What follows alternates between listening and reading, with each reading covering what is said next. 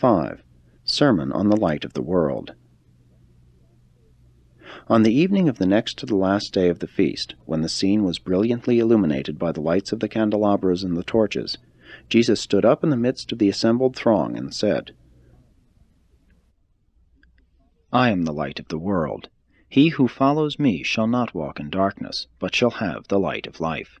Presuming to place me on trial, and assuming to sit as my judges, you declare that, if I bear witness of myself, my witness cannot be true.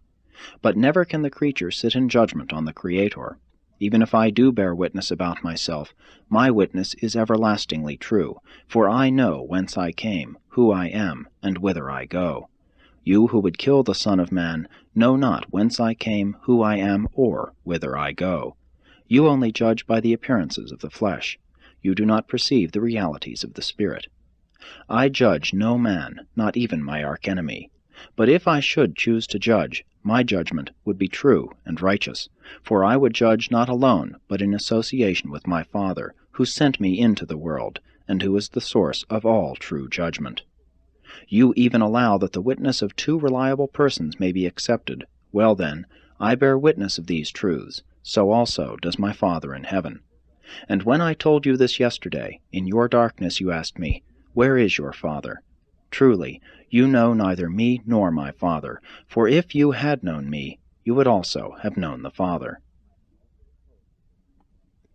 I have already told you that I am going away, and that you will seek me and not find me, for where I am going, you cannot come. You who would reject this light are from beneath, I am from above. You who prefer to sit in darkness are of this world, I am not of this world, and I live in the eternal light of the Father of lights. You all have had abundant opportunity to learn who I am, but you shall have still other evidence confirming the identity of the Son of Man. I am the light of life, and every one who deliberately and with understanding rejects this saving light shall die in his sins. Much I have to tell you, but you are unable to receive my words. However, he who sent me is true and faithful. My Father loves even his erring children, and all that my Father has spoken I also proclaim to the world. When the Son of Man is lifted up, then shall you all know that I am he, and that I have done nothing of myself, but only as the Father has taught me. I speak these words to you and to your children.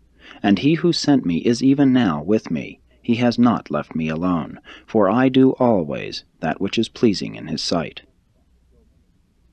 As Jesus thus taught the pilgrims in the temple courts, many believed, and no man dared to lay hands upon him.